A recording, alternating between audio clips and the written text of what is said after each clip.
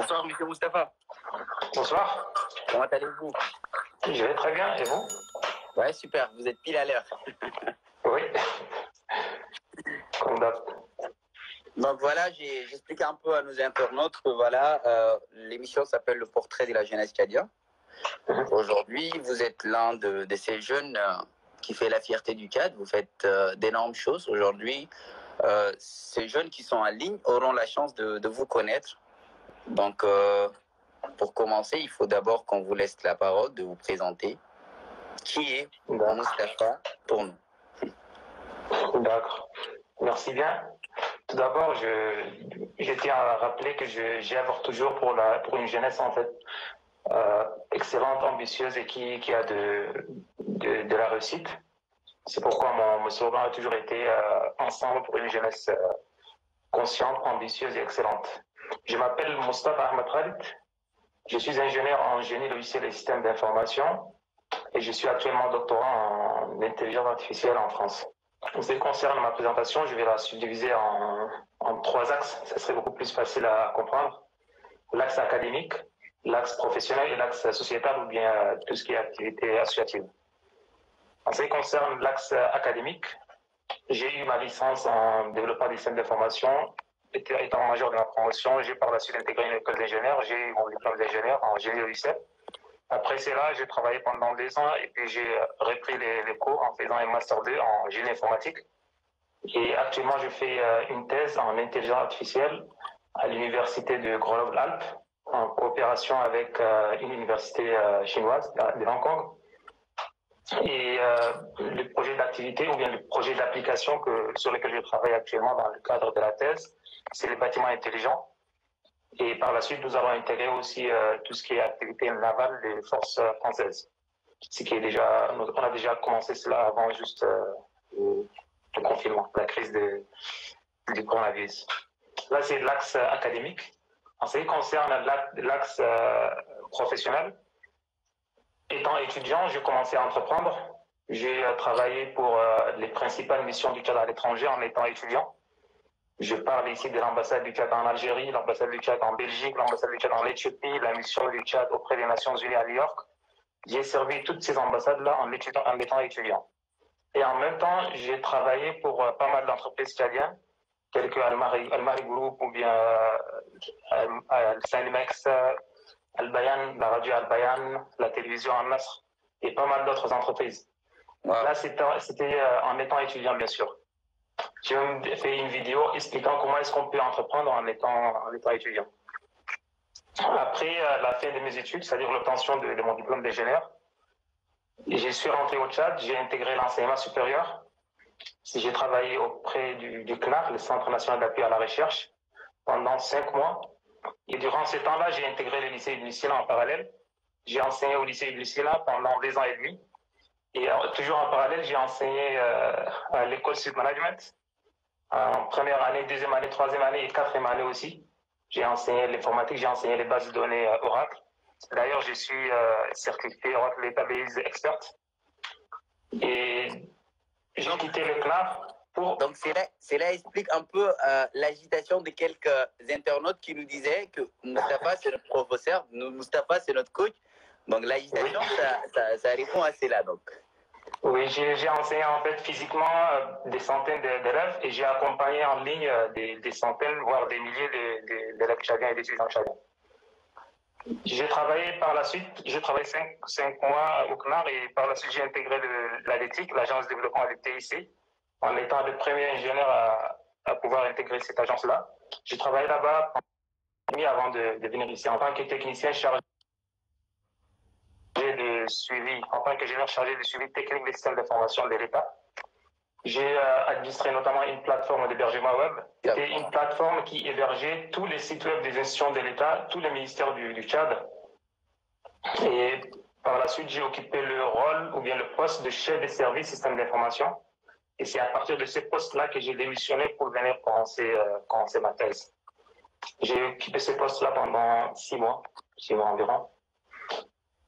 En ce qui concerne toujours l'activité, l'axe professionnel, j'ai travaillé aussi auprès d'un groupe français en mettant en place une application mobile Et là, actuellement aussi, je les assiste en tant que freelancer.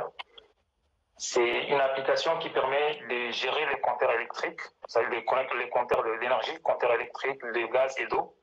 L'idée, c'est de permettre à l'agent qui travaille dans l'entreprise de gestion de l'eau, par exemple, lorsqu'il se pointe devant un client, il va utiliser sa tablette pour communiquer à distance avec le compteur. Donc ça, c'est un projet que j'ai réalisé pour une entreprise française. Toujours en ce qui concerne l'axe professionnel, j'ai travaillé aussi en Tunisie auprès d'une entreprise tunisienne. Là, c'était en parallèle aussi avec mes études. J'ai travaillé notamment sur la mise en place d'une base de données consolidée pour le ministère de la Justice tunisien. L'idée, en fait, c'était de consolider toutes les bases de données des différents tribunaux régionaux de la Tunisie, de telle sorte que si quelqu'un commet une infraction dans une région et que le lendemain, il se pointe dans une autre région pour demander un casier judiciaire, par exemple, le système va détecter automatiquement qu'avant-hier ou bien hier, tu as fait tel truc dans telle région. J'ai travaillé aussi dans ces projets-là. Là, c'est l'axe professionnel d'une manière brève. Et en ce qui concerne l'axe sociétal ou bien tout ce qui est activité associative, actuellement, je suis le chargé des affaires extérieures de notre association ici à Grenoble, en France.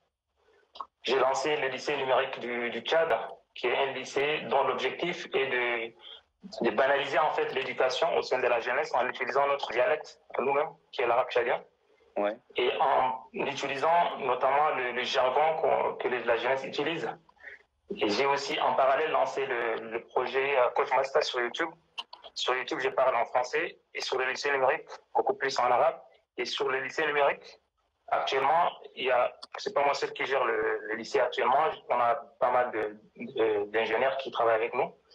Et dans le cadre de la crise du coronavirus, actuellement, nous accompagnons 401 élèves, exactement, dans tout ce qui est histoire, géographie et philosophie. Là, je vais citer mes amis qui travaillent avec moi. Il y a Abdelrahman Moussa Ahmadai avec Modo Sengar Nujilanga. Ils tiennent le cours d'histoire-géographie actuellement, via WhatsApp, bien sûr. On a 4 groupes. Un groupe pour les jeunes filles qui ont décidé d'étudier seules. Un autre groupe pour quelques jeunes aussi qui ont sollicité de travailler seuls. Et 2 autres groupes, un qui a été rempli, 257, c'est le maximum de WhatsApp. Et un autre groupe de 150 quelques, je pense. Le total, ça fait 401, exactement.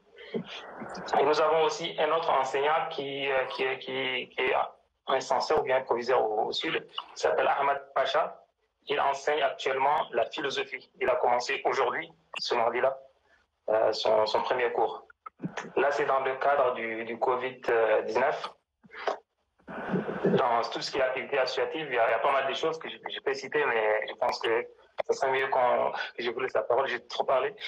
En tout cas, M. Moustapha, là, moi, je ne suis pas le seul à être impressionné. Tous les internautes sont impressionnés par votre honorable parcours, ce que vous avez fait est noble. Et pas mal de gens se posent la question et qui veulent savoir. Et là, ils sont précipités à poser des questions, mais on va y venir sur les questions. D'abord, je vais vous poser quelques questions. D'après mes recherches, vous êtes un motivateur et un influenceur.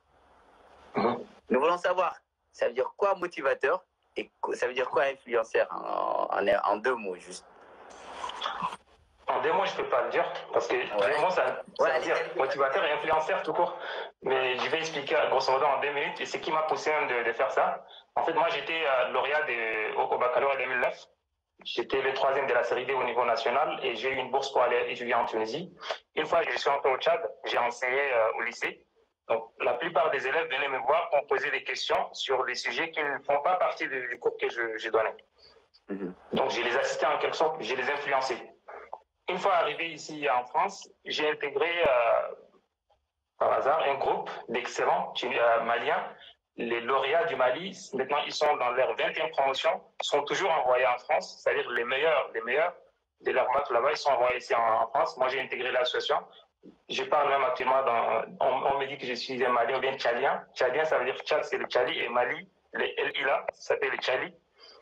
Donc, dans ces cadres-là, j'ai intégré ces groupes-là et j'essaie de transmettre d'abord ce que j'ai, ce qui m'a permis d'exceller dans mes études, en étant major au bac, en étant major à ma licence, en étant major en ayant toujours des moyennes supérieures à 14, tout ça là, j'essaie de transmettre ce message-là à mes élèves et à mes petits frères pour qu'ils excellent dans leurs études.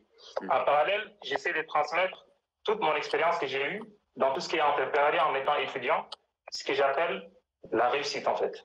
Et les ambitions, c'est avoir des ambitions. C'est pourquoi j'ai commencé avec une jeunesse consciente, ambitieuse et excellente. Donc c'est dans ce sens-là que je me qualifie comme un motivateur et aussi un influenceur au sein de la jeunesse. Très bien, M. Moustapha, ça fait vraiment plaisir d'avoir des réponses claires et nettes comme celle que vous venez de nous expliquer. Je suis un peu curieux aussi parce qu'il y a des choses que moi, c'est tout nouveau pour moi et c'est le cas de beaucoup des internautes. Vous êtes ingénieur en génie logiciel et de l'intelligence artificielle. Moi, je ne comprends pas un peu ces deux termes-là. Parce que quand on parle de l'intelligence artificielle, pour moi, c'est trop technique, quoi. Donc, essayez un peu de nous expliquer. En fait, voilà.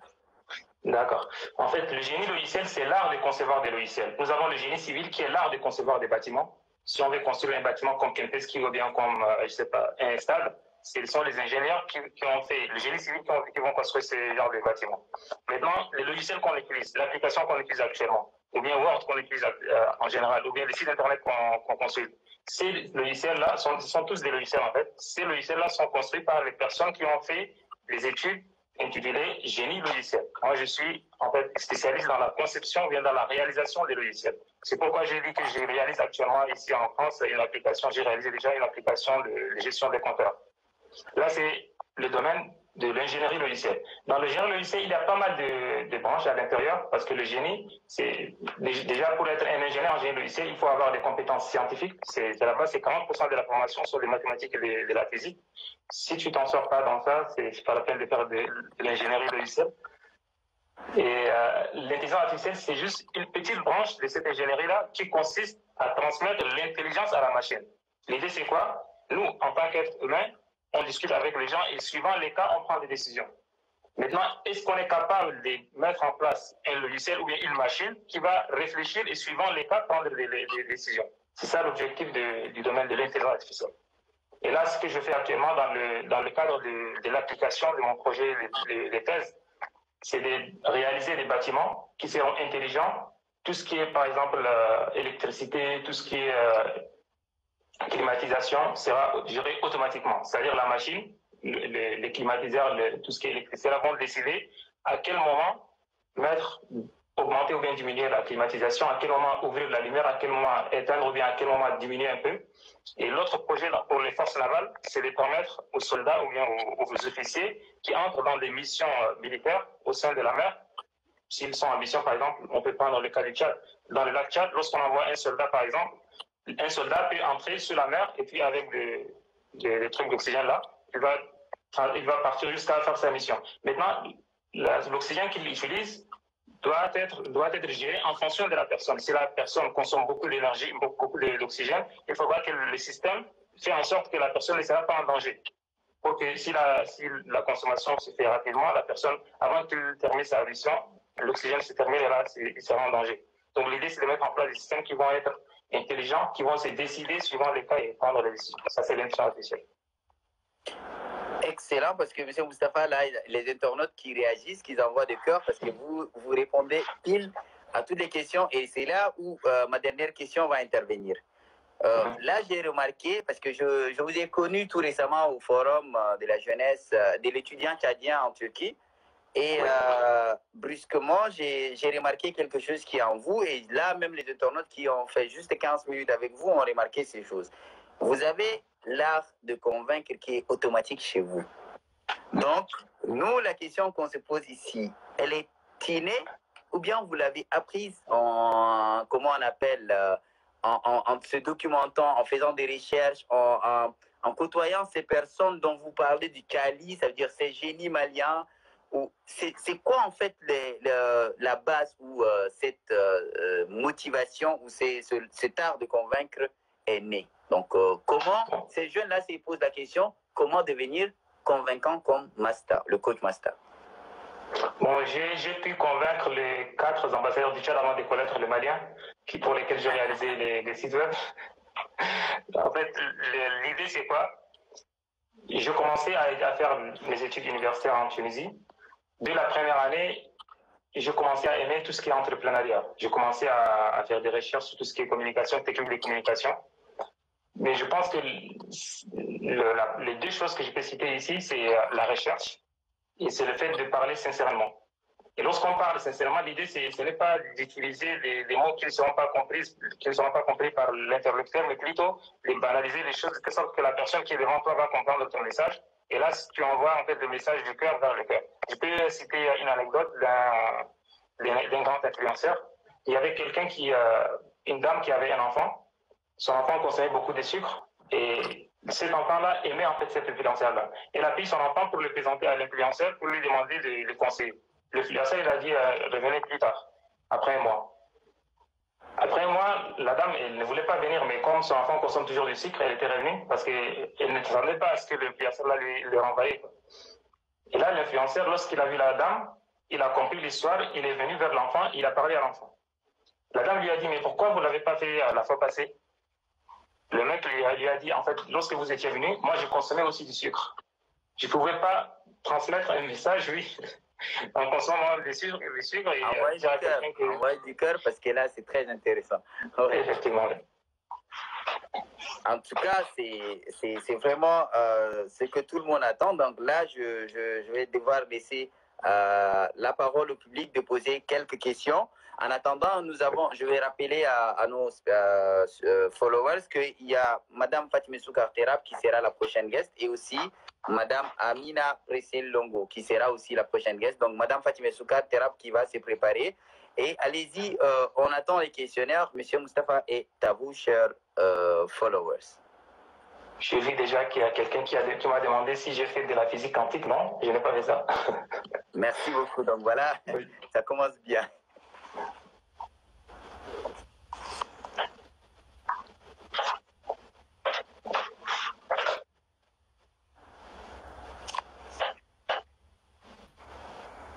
Oui, voilà, c'est Gandhi, effectivement.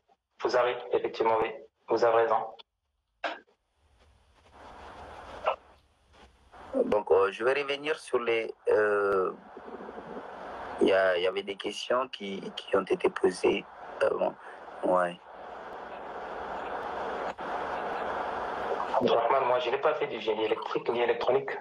Moi, j'ai fait du génie logiciel. Allô? Oui, Moustapha. Tu as essayé quand même de répondre à ces questionnaires-là? Oui, moi, je ne touche pas l'écran, mais lorsque je vois une question, je réponds vite fait. Ouais, donc vous avez vu oui. la question de M. Jamal Bour qui dit quels sont les bienfaits et les côtés sombres de l'OIT.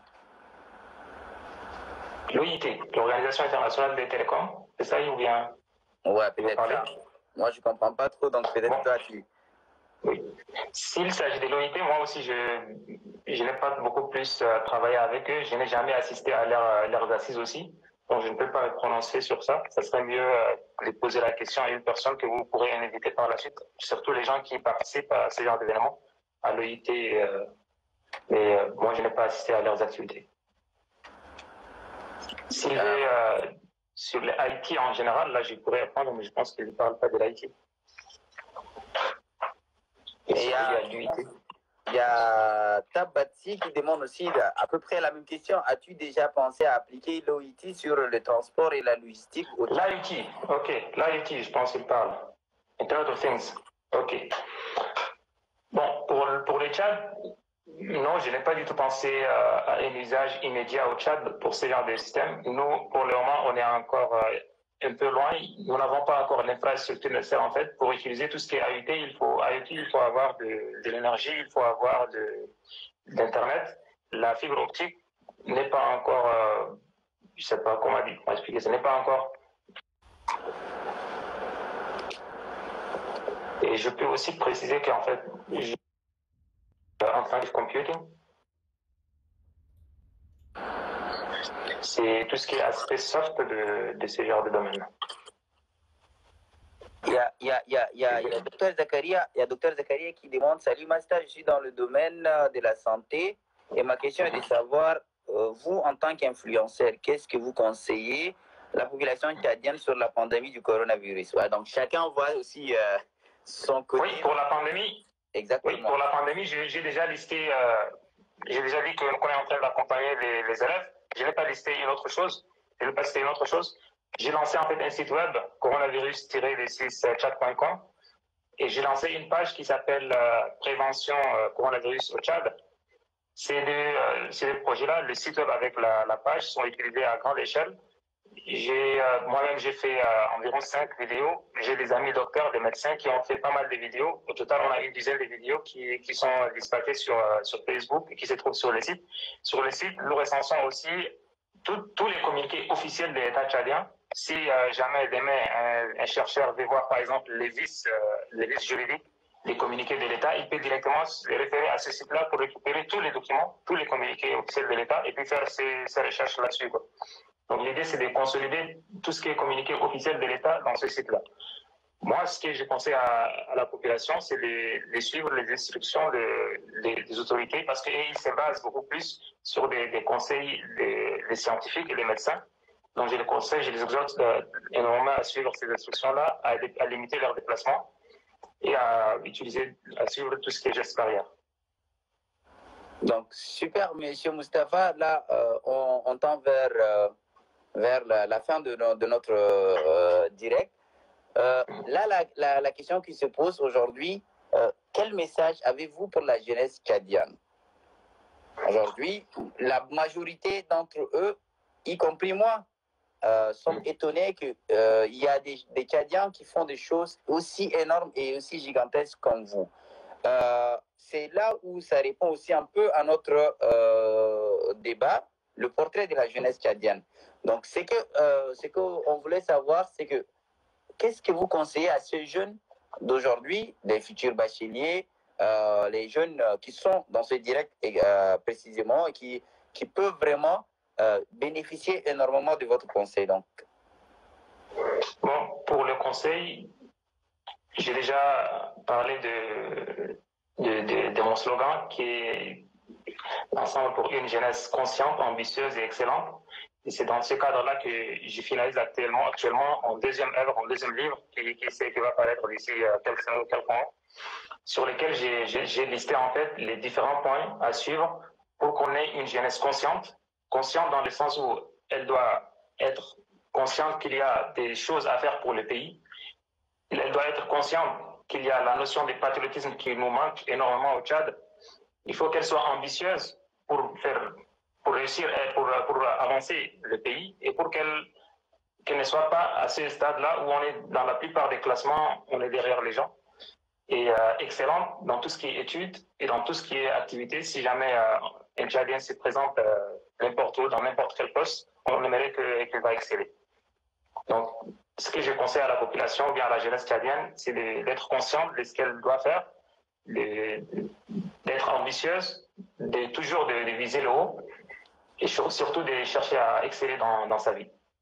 Parfait, Coach Master. Ce que vous avez oublié de souligner là, que vous détenez une chaîne YouTube qui est très bien animée. Oui, j'ai pas cité pas mal de choses. Comment ces jeunes-là peuvent se rapprocher de vous? Donc, il est très préférable que vous mettez votre compte Instagram. Ils peuvent vous suivre sur les directs, ou bien même vous pouvez leur donner le nom de votre chaîne YouTube. Parce que côtoyer ces genres de personnes, on est tous Tchadiens et chacun de nous voulait vraiment que le Tchad deviendra le Tchad que nous voulons. Donc vraiment, approchez-vous de du coach Moustapha qui est vraiment quelqu'un d'extraordinaire et je pense que vous allez beaucoup apprendre de lui. Donc monsieur Moustapha, essayez un peu de parler de votre chaîne YouTube, qu'est-ce que vous faites et essayez de mentionner cela aux commentaires. En attendant, nous allons demander à madame Fatima Soukar de se préparer. D'accord. En fait, si quelqu'un veut me trouver, il suffit seulement d'utiliser mon pseudo qui est Coach Masta, que ce soit sur Facebook, sur Twitter, même sur Google aussi, ou bien mon nom. Même si quelqu'un écrit mon nom complet sur Google aussi, il va me trouver. Il va trouver pas mal des sites qui parlent de moi, mais il va quand même terminer à me retrouver. Sur ma chaîne YouTube, je parle comme je viens de le dire, sur tout ce qui est astuces ou bien tips, les techniques pour réussir et pour exceller d'une manière assez rapide. C'est ce genre de choses que j'ai fait. J'ai interviewé des personnes excellentes. J'ai interviewé pas mal de personnes qui ont réussi dans leur vie, qui ont réussi dans les examens, qui ont toujours eu des excellentes notes. Ça, c'est orienté pour les jeunes qui sont à l'université actuellement ou bien qui sont à l'école. J'interviewe aussi des personnes et je parle aussi de mon parcours, comment est-ce qu'on peut monter une entreprise, par exemple. Et très prochainement, j'aurai une formation avec les étudiants de la Turquie pour parler des qualités d'un entrepreneur et quelles sont les choses à éviter. Et vers la fin, je vais parler de l'usage du numérique pour n'importe quel entrepreneur. Par exemple, si tu veux entreprendre dans l'agriculture, quels sont les outils informatiques que tu devras maîtriser pour pouvoir entreprendre en agronomie ou dans n'importe quel domaine. Donc, très facilement, si quelqu'un tape n'importe où, Coach Masta, il pourra me retrouver facilement. Et voilà. Je suis prêt à parler avec tout. Sans problème. Voilà, Coach Masta vient de conclure sur C. Si vous voulez vraiment le contacter, il est disponible dans tous les réseaux sociaux, juste par le pseudonyme Coach Masta. Nous vous remercions infiniment, Monsieur Moustapha, de votre direct. C'était si passionnant que intéressant. Donc, je pense que nous allons vous retrouver prochainement dans un nouveau thème. Et merci beaucoup pour ce que vous faites pour le chat. Merci bien à vous, merci pour l'invitation et merci aux internautes qui nous ont tenu compagnie. Merci à vous tous et à la prochaine. Ensemble pour une jeunesse consciente, ambitieuse et excellente. Merci beaucoup, Monsieur Moustapha. Merci. Donc voilà, nous venons de finir avec le Coach Masta. Donc,